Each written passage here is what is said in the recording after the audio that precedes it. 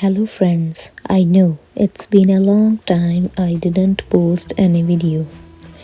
Sorry for that. I'm uploading this tutorial after many days as I know because I had something important to do. So welcome back to my Mehndi channel. I hope you all are doing well. Let's start something different today.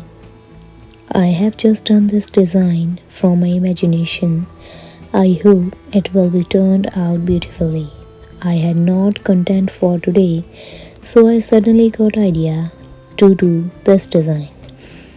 This design is not only for bridal, we can apply it on any occasion. Actually, henna is not just art for me, it's a therapy for me.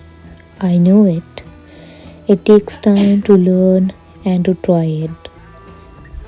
But it's not possible until we try anything.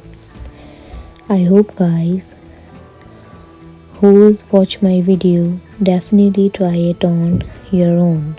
I love to do art. So remember, it is not possible if we do not have interest to learn any art. Whether it's mehndi or henna. I use organic handmade henna combs for my mehndi session. So guys, this is all for the day. Let me know in comment section how much you liked my design and please do not forget to subscribe my channel.